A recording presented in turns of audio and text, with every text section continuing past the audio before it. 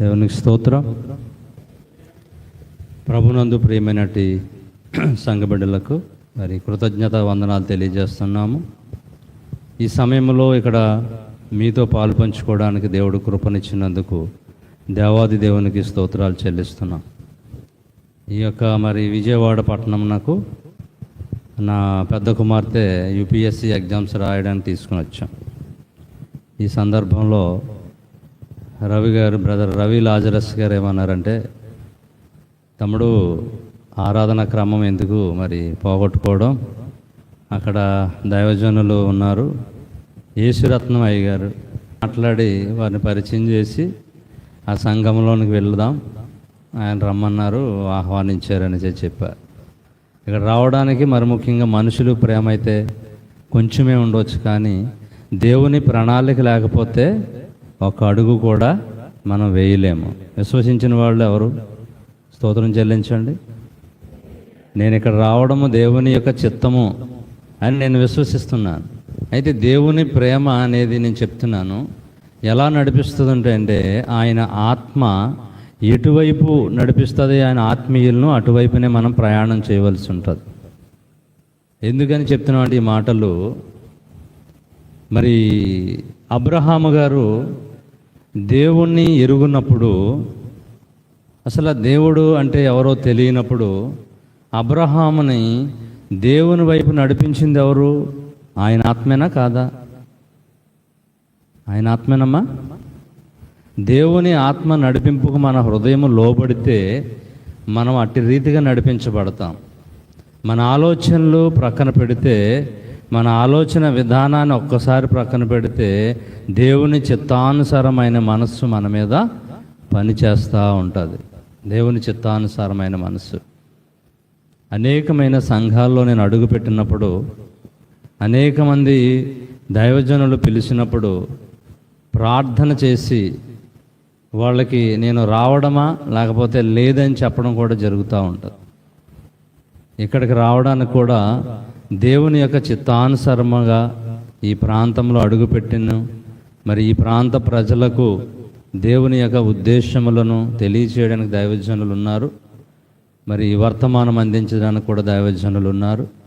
మరి ముఖ్యంగా వర్షిప్ ఆరాధన కొరకు వర్తమానము ఏ విధంగా, మన ఆరాధన క్రమాన్ని మనము ఏ విధంగా పాటిస్తాము, పరిశుద్ధ బైబిల్ గ్రంథం ఏం చెప్తుంది, మనకు ఆరాధన క్రమం అనగానే ఎవరు గుర్తొస్తారు బైబిల్లో చెప్పండి? ఎవరు గుర్తొస్తారమ్మా వర్షిప్కి? చెప్పండి, చక్కగా చెప్తున్నారు. దావీదు గారు గుర్తొస్తూ ఉంటారు. దావీదు గారిని మనం ఎందుకు జ్ఞాపకం చేసుకోవాలి ఆరాధన చేయడానికి? తెలుసా? దావీదు గారి యొక్క బాల్యం గురించి తెలుసు కదా మనందరికీ. చాలా విశేషమైన అంశాలు ఉంటాయి దావీదు గారి యొక్క బాల్య జీవితాన్ని మనం పరిశీలిస్తే.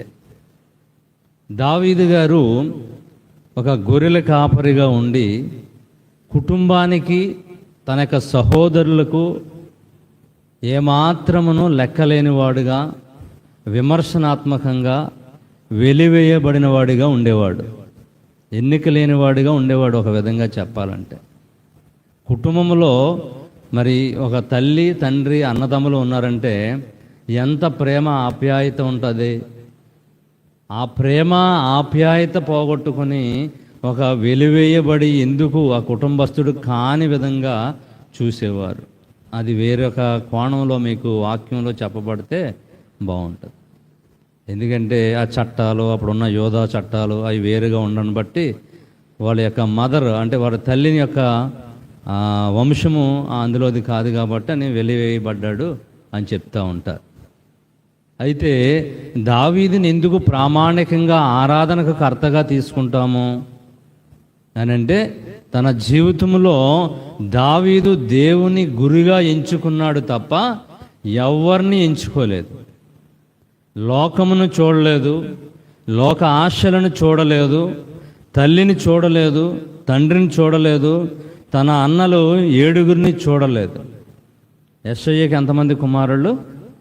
8 మంది కుమారులు. 8 మంది కుమారుల్లో కనిష్ఠుడిగా ఉన్నాడు. విలువలేనివాడిగా ఉన్నాడు. ఈరోజు ఆరాధనకు ప్రాముఖ్యమైన పాత్రగా దావీదును ప్రతి వర్తమానంలో, ప్రతి చర్చిలో ప్రపంచవ్యాప్తంగా అబ్రహాము గారిని, దావీదు గారిని జ్ఞాపకం చేసుకోకుండా ఏ రోజు వర్తమానం కానీ మందిరాల్లో కానీ వారి పేరు ఉచ్చారణ రాకుండా జరగదు. ఎందుకు? దేవుడు ప్రమాణం చేశాడు. ఎందుకంటే దావీదు నా హృదయానుసారుడు. ఎవరు దావీదు? దావీదు నా హృదయానుసారుడని సమూయేలు ప్రవక్తతో మాట్లాడుతూ ఉంటాడు. అందుకని ఆరాధనకు క్రమాన్ని ముందుగా పెట్టుకుంటాం దావీదు గారిని. అతను చిన్న బాల్యం కాలంలో ఆయన ఆ వయసులో గొర్రెల కాపరి కాస్తున్నప్పుడు ఆయన ఆ యొక్క బెత్లెహేము ఆ ప్రాంతంలో కొండ లోయల్లోకి దిగినప్పుడు, ఒంటరిగా ఉండినప్పుడు, ఒక్కడే ఉండినప్పుడు ఆయన ఏం చేసేవాడు అంటే తెలుసా? గొర్రెల్ని కాసుకుంటూ దేవుని స్తుతించేవాడు.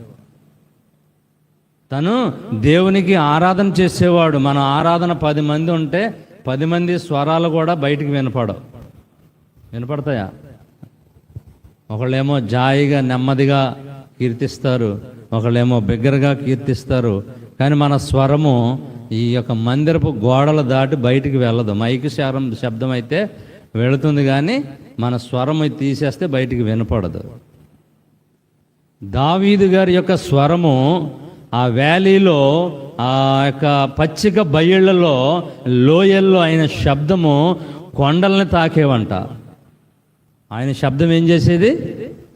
చుట్టుప్రక్కల ఉన్న కొండలకి, వృక్షాలకి, పక్షులకి ఆయన ఆరాధన ఇంపైన సువాసనగా ఉండేదంట. ఆ నిర్మలమైన ప్రాంతంలో ఆయన పాట పాడి దేవునికి ఆరాధన చేస్తూ ఆయనే పరవశిస్తూ దేవుని స్తుతించేవాడు. మరి మనము దేవుని యొక్క మందిరములో ఉండి ఆయన మందిరములో ఆయనతో సహవాసం చేస్తాం, కానీ మన యొక్క హృదయము ఆయన తట్టు పరవశించలేకుండా, ఆయన నామస్మరణ మన హృదయంలో తెచ్చుకోకుండా, ఆచార క్రమము పద్ధతి చెప్పిన కొంతమంది ఆచరిస్తూ ఉంటారు ఆరాధన క్రమాన్ని. అటువంటి ఆరాధనకు దేవుడు యోగ్యుడిగా ఉండడు. దావీదు ఒక్కడే, కానీ ఆయన ఆరాధన చేస్తుంటే ఏమి విన్నాయంట? ఆకాశ పక్షులు, వృక్షాలు, కొండలు, లోయలు, నదీ ప్రవాహములు. హల్లెలూయా, హల్లెలూయా. చెప్పే అలవాటు ఉందమ్మా? నేనేమైనా కొత్తగా చెప్తున్నాను ఏమో. కొన్ని సంఘాల్లో హల్లెలూయా చెప్పరు. ఉందండి అయ్యగారు? పర్వాలేదా? దేవుని స్తుతించడం. ఎందుకనంటే పరలోకంలో కూడా దేవదూతలు ఏం చేస్తాయి? దేవుణ్ణి స్తుతి, యెహోవా పరిశుద్ధుడు పరిశుద్ధుడు అని గాన ప్రతిగానములు 2 చేతులతో ఎగురుతూ 2 చేతులు పైకెత్తి స్తుతి ఆరాధన చేస్తూ ఉంటాయి.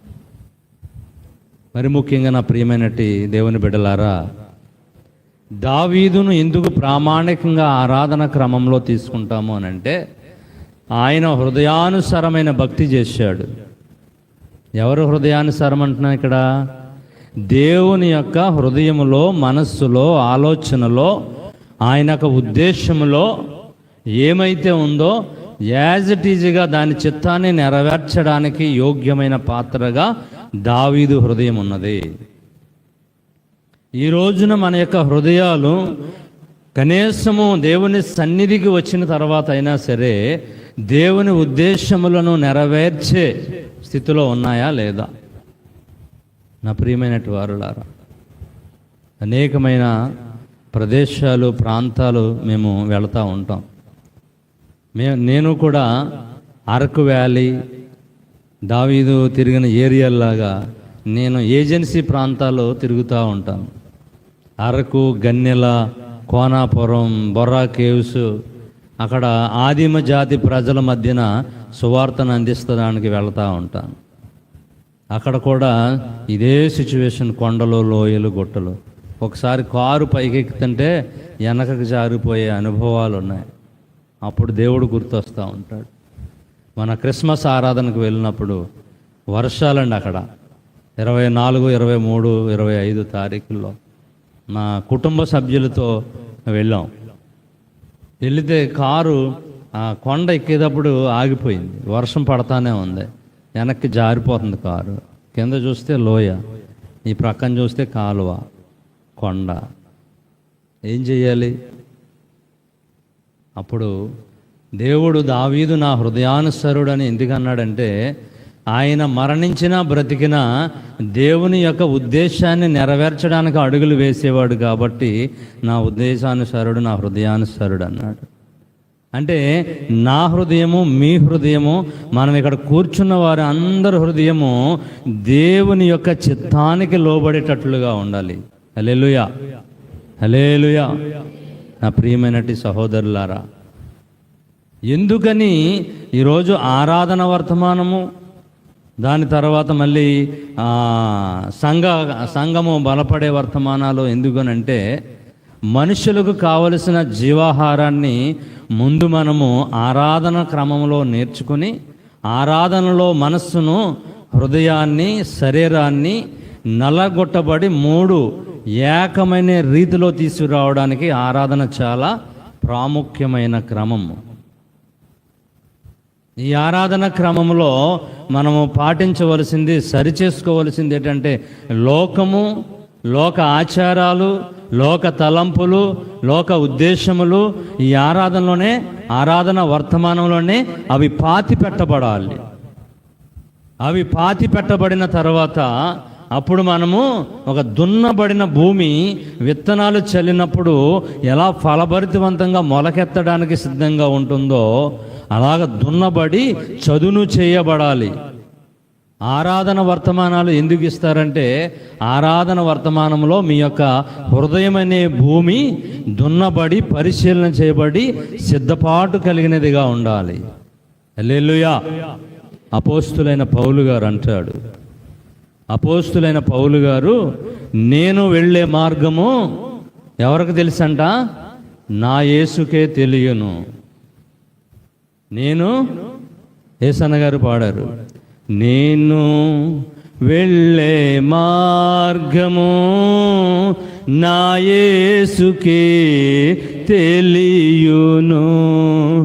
నేను వెళ్ళే మార్గము నా యేసుకే తెలియును. శోధించబడిన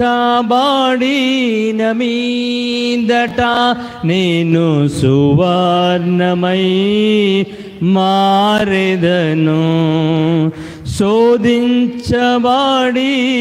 మీదట నేను సువర్ణమై మారెదను. నేను వెళ్ళే మార్గము నా యేసుకే తెలియును. హల్లెలూయా. ఇప్పుడు మనము వెళ్ళే మార్గము చాలా విలువైనది. ఏ మార్గం అది? ఆశీర్వాదం అనే మార్గము, శ్రమలనే మార్గము, ఇంకా ఎన్నో రకాలు ఉంటాయి ఎందులో ఆటుపోట్లను. ఆ మార్గాలన్నిటిలో నేను శోధించబడాలి, వేధించబడాలి, అప్పుడు సువర్ణంగా మార్చబడాలి. ఈ ఆరాధన ఉద్దేశంలో, ఆరాధన యొక్క ముఖ్య ప్రసంగములో లేదా నడిపింపులో హృదయాలను ఏం చేయాలంటే మదించుకోవాలి. హృదయాలు మదించబడాలి, చిలకబడాలి. ఒక పెరుగును మనం తీసుకుంటే, గడ్డ పెరుగును ఏమండి, పాలు బాగా మరగబెట్టిన తర్వాత, అవి బాగా మరిగిన తర్వాత దానిలో ఇంత చిన్న పెరుగు ఆ గడ్డనేస్తే అది గడ్డ అయిపోయిన తర్వాత మళ్ళీ మనకి నెయ్యి కావాలి, రుచికరమైన పదార్థం అంటే ఆ పెరుగుని ఏం చేయాలి? మదించాలి, చిలకాలి. చిలకడమేనంటారు, మదించడం. దానిని మదించి మదించి మదించి అప్పుడు శ్రేష్టమైన వెన్నను తీసిన తర్వాత నెయ్యి వచ్చేస్తుందా? మళ్ళీ ఏం చేయాలి? మళ్ళీ 40-50 డిగ్రీల సెంటీగ్రేడ్తో స్టవ్ మీద పెట్టి దానిని మరిగించి మలినాలు తీసివేయబడిన తర్వాత సువాసన కలిగిన నెయ్యి, ప్రశస్తమైన సువాసన రుచిగల పదార్థము తయారవుతుంది. ఈ ఆరాధన క్రమంలో, ఆరాధన వర్తమానంలో మనం చేయవలసింది ఏంటంటే మన హృదయాన్ని మదించాలి. ఈ వారమంతా చేసిన క్రియలను, ఈ వారమంతా చేసిన ప్రార్థనను, ఈ వారమంతా జరిగించిన మన యొక్క ఏదైతే ఆరాధన క్రమాలు, ఎక్కడెక్కడ మనం నడిచిన నడవడిక, చేసిన పనులు, కుటుంబంలో వేదనలు, శోధనలు, ఇరుకులు, ఇబ్బందులు, ఈ వారమంతా జ్ఞాపకం చేసుకుని ప్రతి విషయాన్ని ఆత్మీయ స్థితిలో మదించి వాటిని మలినాల్ని తొలగించి శ్రేష్టమైన దానిని ఆహ్వానించి వాక్యమనే పునాది వేయబడడానికి, నీ యొక్క శుద్ధమైన నేలను శుద్ధమైన ప్రదేశంగా తయారు చేయబడడానికి సిద్ధపాటు కలిగేదే వర్షిప్ ఆరాధన మెసేజ్. దావీదును దేవుడు ఒక ఐకాన్గా నీ ముందు, నా ముందు ఉంచడానికి కారణం ఏంటో తెలుసా? మదించబడ్డాడు, ఆయన శోధించబడ్డాడు, ఆయన వేధించబడ్డాడు, సొంత వారితో, కుటుంబముతో, కొడుకులతో, ఆ యొక్క రాజ్యంలో ఉన్న సైన్యాధిపతులతో ఏడవబడ్డాడు, మదించబడ్డాడు, శ్రేష్టమైన సువర్ణమైన బంగారంగా మార్చబడ్డాడు. ఈ రోజున దావీదు కుమారుడా యేసు అని మనం పిలుస్తున్నాం. కారణం ఏంటో తెలుసా? దావీదు గారి యొక్క ఆరాధన అంత శ్రేష్టమైనదిగా బైబిల్ గ్రంథంలో రాయబడి ఉంది. వాక్య రెఫరెన్స్లు ఇవన్నీ చెప్పడానికి సమయం లేదని మీకు ఉపోద్ఘాతంతోనే నేను ప్రారంభిస్తూ ఉన్నాను. ఎందుకంటే నా వాక్య పరిచర్య సుమారుగా 2 గంటలు ఉంటుంది. 1:40 నుంచి 2 గంటలు సువార్త వాక్యం అందించడానికి దేవుడు నడిపిస్తూ ఉంటాడు. నా ప్రియమైనటి వారులారా, దైవజనులు చెప్పారు కదా, దేని నిమిత్తం ఇప్పుడు మనం చెప్పేది వర్షిప్ మెసేజ్. ఎందుకంటే హెబ్రోను సహవాసంలో వర్షిప్ మెసేజ్, తర్వాత మెయిన్ మెసేజ్, తర్వాత బల్లారాధన ఉంటుందండి ప్రతి వారం. ఎందుకంటే నేను కూడా హెబ్రోను సహవాసంలో అనేకమైన బహిరంగ సభలకు నన్ను ఆహ్వానిస్తూ ఉంటారు. నిడదవోలు, తాడేపల్లిగూడెం, రాజమండ్రి, ఈ పరిసర ప్రాంతాల్లో ఈ హెబ్రోను సహవాసంలో పనిచేసే సేవకులు చాలామంది పరిచయస్తులు, కొంచెం ఆరాధన క్రమం కూడా తెలుసు. నా ప్రియమైన సహోదరులారా, ప్రాణ, ఆత్మ, శరీరము ఈ 3 ఆరాధన క్రమానికి ఒక్కటిగా ఉండాలి. మనం ఇంటి దగ్గర ఉండనప్పుడు మన ఆలోచన ఒక దిక్కున ఉంటుంది, మన మనసు ఒక దగ్గర ఉంటుంది, పనులు ఒక దిక్కున చేస్తూ ఉంటాం. అది లోకంలో ఉండినప్పుడు, దేవుని మందిరానికి మనం వచ్చినప్పుడు మన యొక్క ప్రాణ, ఆత్మ, శరీరములు ఎలా ఉండాలండి? ఒకే రీతిగా ఒక్క దిక్కునే ఉండాల. ఒక్క చోటనే నువ్వు లగ్నం చేసి నీ హృదయాన్ని వారమంతా చేసిన విధానాన్ని జ్ఞాపకం చేసుకొని కన్నీళ్లతో ఆయన పాదాలని కడిగి, కన్నీళ్లతో ఆయన పాదాలను కడిగి, పాపాత్మురాలైన స్త్రీ ఒక రోజున ఆయన ఒక శిష్యుడింటి దగ్గర ఉండి ఏంటంటారు లాస్ట్ సఫర్ అంటే భోజనానికి పిలువబడి ఆహ్వానించబడినప్పుడు ఆ సేవకుని ఇంటిలో ప్రవేశించినప్పుడు యేసుక్రీస్తు ప్రభువారు ఆ గ్రామంలో ఆ యొక్క శిష్యుని ఇంటి దగ్గర ఉన్నారు అని తెలుసుకుని ఒక పాపాత్మురాలైన స్త్రీ వచ్చి ఎవ్వరికి తెలియకుండా అందరూ బల్ల మీద కూర్చొని చక్కగా పరిచయం చేసుకుంటుంటే ఆమె పాదాల దగ్గర కూర్చొని ఆమె తెచ్చిన అత్తరుతో ఆయన పాదాలు కడిగి ఆయన తల వెంట్రుకలతో ఆయన పాదాలను తుడుస్తూ ఉంది. ఏం పేరు పెట్టారు ఆవిడికి? ఏమని పేరు పెట్టారమ్మా? ఏం పాపము? జన్మ కర్మ పాపాలు ప్రతి మనిషిలోనే ఉంటాయి. ఆ పాపాలు క్షమించబడతాయని ఆమె విశ్వసించింది కాబట్టి యేసు ప్రభు యొక్క పాదాలు కడిగింది.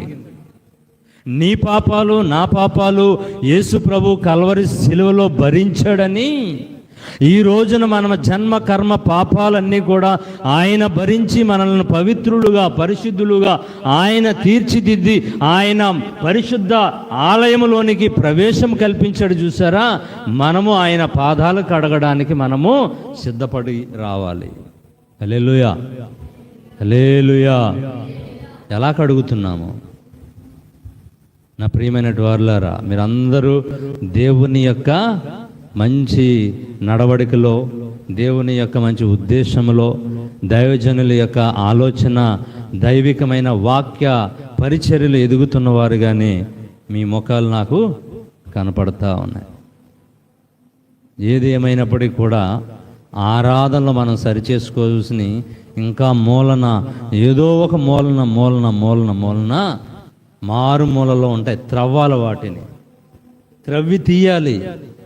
త్రవ్వి తీసి వాటిని ఒప్పుకుని విడుదల చేసుకుని, ఇదిగో దున్నబడిన నేల, చదును చేయబడిన నేల, ఫలభరితంగా తొలకరి వర్షము పడి విత్తనాలు చల్లబడి ఏ విధంగా నూరంతులుగా ఫలిస్తుందో ఆ విధమైన సిద్ధపాటును కలిగి నీవు మార్చబడాలి. ఆరాధన క్రమానికి ముందు, వాక్య పరిచర్య చేయడానికి ముందు.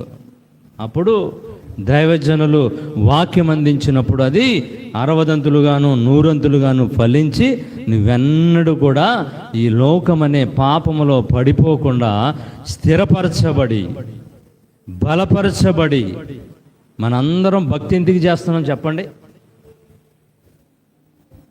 భక్తి ఎందుకు చేస్తున్నాం? మనందరం దేవుని దగ్గరికి ఎందుకు వచ్చాం చెప్పండి అమ్మా బిడ్డలారా. మనందరం దేవుని సన్నిధిలోకి వచ్చి భక్తి ఎందుకు చెయ్యాలి, ఎందుకు చేస్తున్నాము? అయ్యా అది చప్పలు కొట్టండి. మన అందరం కూడా దేవుని రాజ్యం చేరాలని, ఈ భూలోక రాజ్యమును స్వతంత్రించుకోవాలని, ఈ భూలోకములో ఉన్న సమస్త ఆశీర్వాదాలు ఏవైతే ఉన్నాయో వాటిని గొప్పగా చేసుకుని, ఇండ్లు కట్టుకుని, కార్లు కొనుక్కుని, బంగళాలు కొనుక్కుని, ఒకదాని మీద ఒకటి లేయర్లు వేసుకుని ఆశీర్వదించబడడం, ప్రజలకి కనపడడానికి కాదు భక్తి చేసేది. దేనికోసమంటే నిత్య రాజ్యానికి వారసులు అవ్వడానికి. నువ్వు వారసులు అవ్వాలంటే నువ్వు మదించబడాలి. నువ్వు మదించబడాలంటే శుద్ధ సువర్ణంగా మార్చబడాలి. నువ్వు శుద్ధ సువర్ణంగా ఎప్పుడు మార్చబడతావంటే, ఇదిగో దావీదు చేసిన ఆరాధన క్రమాన్ని నువ్వు చేసి, దైవజనులు చెప్తున్న వర్తమానాన్ని నువ్వు విలువగా ఆచరించి, నీ యొక్క హృదయాన్ని ఫలభరితవంతంగా దేవుని యొక్క రెండవ రాకడ రాజ్యము కొరకు సంసిద్ధత కలిగిన మంచి మనస్సాక్షిని కలిగి ఉండాలి. దేవుని స్తోత్రం. మంచి మనస్సాక్షి. ఏమున్నా ఏమి లేకపోయినా, పశుశాలలో పశువులు ఉన్నా, ఇదిగో అంజూరపు చాకడ కొరకు ఆయత్తపరచబడిన హృదయం కలిగి ఉండాలి. దానికోసం భక్తి చెయ్యాలి. ఈరోజు భక్తి ఎలా ఉందో తెలుసా? మనుషుల్ని నమ్మించే భక్తి ఉంది. 2, వారి యొక్క స్వప్రయోజనాలు నెరవేర్చుకోవడానికి, వారి అనారోగ్యములను పోగొట్టుకోవడానికి, వారి ఇరుకులు పోగొట్టుకోవడానికి, వారి ఇబ్బందులను పోగొట్టుకోవడానికి, వారి కుటుంబంలో మంచి జరగడానికి, బిడ్డలకు వివాహము కావడానికి, బిడ్డలకు మంచి ఉద్యోగం రావడానికి దేవుణ్ణి ఆశ్రయిస్తున్నారు. కానీ దేవుని యొక్క పరిపూర్ణమైన ఉద్దేశములను ఏమాత్రమును అర్థం చేసుకుని భక్తి చేయట్లేదు. అపోస్తులైన పౌలు గారు కొరింథీ సంఘానికి రాస్తా ఉంటాడు. ఏమని రాస్తా ఉంటారంటే, గొప్ప భక్తి గొప్ప లాభసాటి అంటాడు. దేవుని విషయమైన భక్తి గొప్ప లాభసాటి అంటాడు ఆయన. భక్తే లాభసాటి. భూమి మీద ఉన్న సమస్తమును సంపాదించే లాభసాటి కాదు నా ప్రియమైనటువంటి వారులారా. దేనికోసము దేవుని మందిరానికి వచ్చి మనము ఆయనను ఆరాధన చేస్తున్నాము. ఆరాధనకు కావలసిన యోగ్యత ఏంటి? ఆరాధనకు మీరు సిద్ధపడి ఆరాధన తర్వాత వాక్యానికి కావలసిన అర్హతలు ఏంటి? దావీదు గారిని మనం గురుగా ఎంచుకోవాలి. దావీదు నా హృదయానుసారుడు. హృదయానుసరుడు అవడానికి ఎందుకని ఆయన హృదయానుసరుడు అయ్యాడు? ఏమండి, తను ఉన్న స్థానంలో, తను ఉన్న ఒంటరి జీవితంలో, తనున్న అరణ్య ప్రదేశంలో, తనున్న ఎక్కడున్నా సరే దేవుణ్ణి స్తుతించడం మానలేదు, దేవుని జ్ఞాపకం చేసుకోవడం మానలేదు. ఏదో ఒక కర్ర తీసుకుని, ఆ కర్రను తీసుకుని తన ఉన్న ఆ గొర్రెల కాపరి కర్ర మీద వాద్యం వాయించుకుంటూ ఆయన మనసారా హృదయానుసారముగా ప్రార్థన చేసుకుని ఆరాధన చేసేవాడు. ఎలాంటి మనస్సుతో మనం దేవుని సన్నిధికి వచ్చాము? ఈ యొక్క ఉదయకాల సమయంలో ఈ ప్రశస్తమైన దేవుని యొక్క వాక్యం వినడానికి, సంసిద్ధత కలగడానికి నీ హృదయము వాత వేయబడినదిగా ఉన్నదా? ఇంకా లోకంలో దేనినైనా వెంటాడి వేసారి, ఇంకా అది అక్కడ మర్చిపోయాను, ఇక్కడ ఇది పెట్టాను, ఇక్కడ వంట స్టవ్ కట్టలేదు, ఇక్కడ పొయ్యి మీద పాలు పెట్టాను, ఇక్కడ నా భర్తకి తాళాలు ఇవ్వలేదు, లేకపోతే తాళం వేయకుండా వచ్చాను అనే మనస్సాక్షి మిమ్మల్ని ఏదైనా ఉందా? విడిచిపెట్టాలి. సమస్తమును దేవుడే జరిగించును. ఏం జరిగిస్తాడని చెప్పాలి? ఈ సమస్తము నీలో ఇప్పుడు వచ్చిన ఆలోచన ఏదైతే దేవునికి వ్యతిరేకమైన ఏదైనా ఆలోచన నీలో ప్రతిబింబింపజేస్తే సాతానుడు ఏదోటి కలుగజేస్తూ ఉంటాడు. ఎవరికి, నాకు కూడా, ఈవెందో నాకు కూడా నేనేదో మర్చిపోయినని గుర్తు చేస్తూ ఉంటాడు. ఏం కాదు, దేవుని యొక్క ఉద్దేశములు నెరవేర్చడానికి నేను వచ్చాను. అవన్నీ లోకంలో ఆయనే చూసుకుంటాడు నా పక్షాన. నాకేమీ కొదువలేదని, సాతానా నీవు నా దగ్గర నుంచి, నా ఆలోచనల నుంచి, నా హృదయంలో నుంచి, నా మదిలో నుంచి, నా తలంపులో నుంచి నిష్క్రమించి యేసునామములని మీరు ఇక్కడ రాగానే మీ హృదయంతో గద్దించి చెప్పాలా? చెప్పారా? యేసు రక్తం జై చెప్తే ఆయన అప్పుడు మనల్ని ఏం చేస్తాడో చేసుకుంటాడు. నా ప్రియమైన దేవుని బిడ్డలారా, గద్దించబడాలి హృదయం. మీ హృదయం మీరే గద్దించబడాలి. ఎందుకు నన్ను తొందర పెడుతున్నావు? ఎందుకు నన్ను నీవు అనాలోచనకు గురి చేస్తున్నావు? నేను దేవుని సన్నిధిలో ఉన్నాను. నా దేవుడు సమస్తమును చేయగల సమర్థుడు ఆయన. నేను ఆరాధనలో ఉన్నాను. నాకు ఆరాధన ప్రాముఖ్యమైనది. ఆరాధన అయిన తర్వాత జీవాహారము అందించడానికి దైవజనులు ఉన్నారు. నాకు కావలసిన సమస్త జీవాహారాన్ని అందించే సేవకులుండగా నాకు ఈ భూలోకంలో ఉన్న ఏది అక్కర్లేదని నీవు ఎప్పుడైతే నీ హృదయాన్ని, నీ మనస్సును, నీ యొక్క శరీరాన్ని గద్దిస్తావో అంతే నువ్వు వెంటనే దేవునికి సరెండర్ అయిపోతావు. నీ హృదయం దేవునికి సమస్తం. ఇక్కడ ఏమి చెప్పినా నీ హృదయము ఉల్లాసముతో గంతులు వేసి ఆనందించి నువ్వు ఇక్కడ ఉండగానే నీ సమస్తమును కోరికలు యావత్తు సఫలమైపోతాయి యేసునామములో. నువ్వు మోకరించి కన్నీరు గార్చి హృదయం చించుకుని నువ్వేమీ అంగలార్చవసరలా. నీ హృదయాన్ని గద్దించుకుని నీవు దేవుని సన్నిధిలో ప్రాణాత్మ దేహములను ఇక్కడే లగ్నం చేస్తే, ఈరోజు యోగా అందరికీ మెసేజ్లు వచ్చి ఉంటాయి. యోగా దినాలని సెంట్రల్ గవర్నమెంట్ మన సెల్ ఫోన్ కూడా ఓటీపీ ద్వారా మీరు రిజిస్ట్రేషన్ అయితే మీ ఇంట్లో ఉండి యోగా ఎలా చేయాలో, యోగా అంటే అర్థం ఏంటో తెలుసా? తెలుసమ్మా? ఇక్కడ చదువుకున్న పిల్లలు ఉన్నారు కదా. దావీదు చేసిన ఏకేశ్వర ఆరాధనే యోగా. తెలుసా? ఏమీ అవసరంలా. కళ్ళు మూసుకుని మన ముక్కుతో గాలి పీల్చి శ్వాస నిశ్వాసలను విడిచిపెట్టినప్పుడు ఏమండి ప్రశాంతమైన వాతావరణం కలిగి ఉంటుందంటారు. చూసావా? ఆ ప్రశాంతమైన వాతావరణం దేవుని మందిరములో నువ్వు యోగా చేయడమే. అదే ప్రశాంతమైన యోగా. ఎక్కడుంది ప్రశాంతత? ఎక్కడుంది?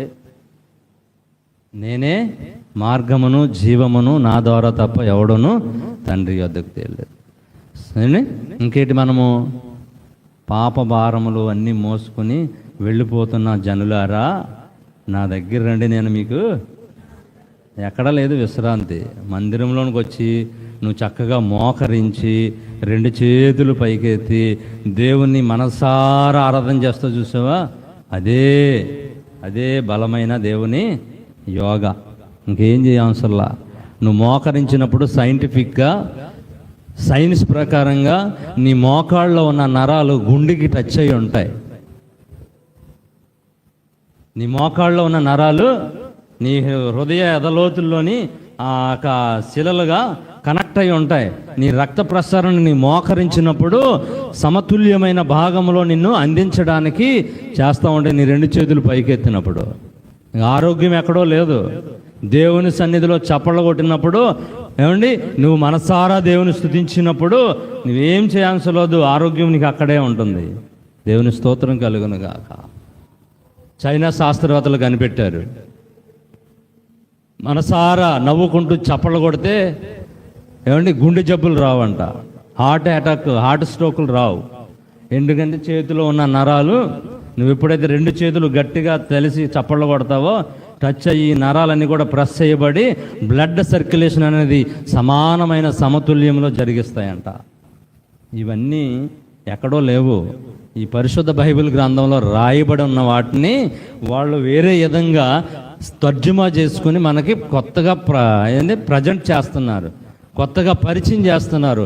నువ్వు ప్రతిరోజు లేఖన గ్రంథాన్ని, ఈ పరిశుద్ధ బైబిల్ గ్రంథాన్ని చదివితే ఏం అంశంలో నువ్వు చేయవలసిన యోగా కార్యక్రమం అంతా ఇందులోనే ఉంది, ఆరాధనలోనే ఉంది.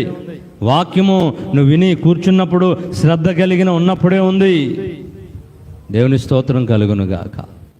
నా ప్రియమైనటి సంఘమా, ఈరోజు మీతో పాలుపంచుకోవడానికి దేవుడు కృపనిచ్చినందుకు దేవునికి స్తోత్రాలు చెల్లిస్తూ, నాకు ఇచ్చిన మరి ఈ మంచి అవకాశాన్ని బట్టి అన్నయ్య గారికి వందనాలు తెలియజేస్తూ మరి ప్రార్థన చేసుకుని కార్యక్రమం ముగిస్తా. నేను తర్వాత కార్యక్రమం సహోదరులు మరి మొదలు పెడతారు. చిన్న ప్రార్థన. అందరూ లేచి నుంచుందామా? సార్ నుంచోండి, ఎందుకంటే మళ్ళీ వాక్యం చెప్పినప్పుడు ఎక్కువసేపు కూర్చుని ఉంటారు కదా.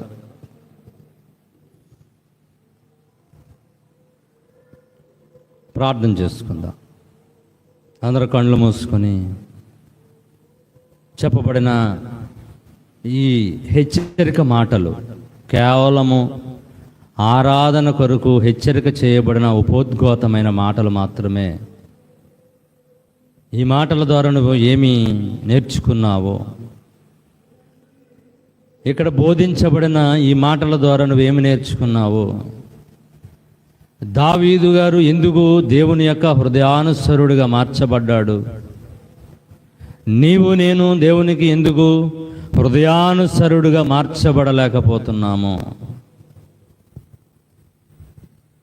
నోరు తెరిచి అడగాలి. ప్రార్థన అనగానే ప్రతి ఒక్కరు కూడా ప్రభువా, దేవా, ఇదిగో నా ప్రాణ ఆత్మదేహములను నిందారహితంగా మార్చబడి దున్నబడిన నేలగా, చదును చేయబడిన నేలగా, మదించబడి తీసిన వెన్నలో నుంచి తీసిన సుమధురమైన సువాసన గలగా రుచిని కలిగిన పౌష్టిక ఆహారం నెయ్యిగా మార్చబడడానికి కారణం ఏంటో తెలుసా?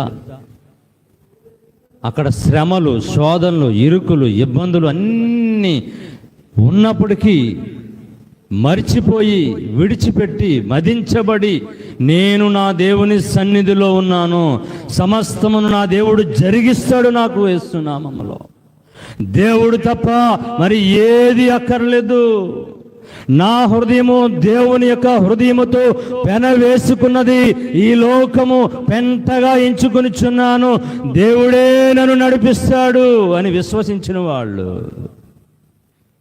ఎంతమంది ఉన్నారో. ఆచార సాంప్రదాయమైన భక్తి ముసుగులో ఒకవేళ ఆదివారము పునరుద్ధానము తప్పనిసరిగా దేవుని సన్నిధికి వెళ్ళాలి, వెళ్ళి నామకార్థంగా వచ్చి మళ్ళీ కానుకలు అర్పించి వెళ్ళిపోవడం అనే భక్తి అనుకుంటే అందులో శక్తి మీరు చూడలేరు. మీకు శక్తి కావాలి, ఆయన ద్వారా వచ్చే పరిపూర్ణమైన రక్షణ, ఆనందము కలగాలంటే ఇదిగో ఇక్కడ చెప్పబడిన ప్రతి మాట జీవమును పొదిగించబడుతుంది మీ హృదయంలో. హృదయాలను తెరచిపట్టుకోవాలి. మీ హృదయాలు దేనికోసము ఆయత్తపడాలంటే దేవుని వాక్యము కొరకు ఎదురు చూసేవారిగా ఉండాలి. నీటి వాగులలో దుప్పి ఏ విధంగా ఎడారిలో తిరిగినప్పుడు నీరు వాగుల కొరకు ఏ విధంగా ఆశపడుతుందో, ఇదిగో దేవా, నా హృదయం నీ వాక్యము కొరకు ఆశపడినట్లుగా చేయండి. నీ మాటలను మా హృదయంలో ఉజ్జీవింపజేసి, నీ మాటలను మా హృదయంలో దైవజనుల ద్వారా ఇప్పుడు వినబోతున్నాము.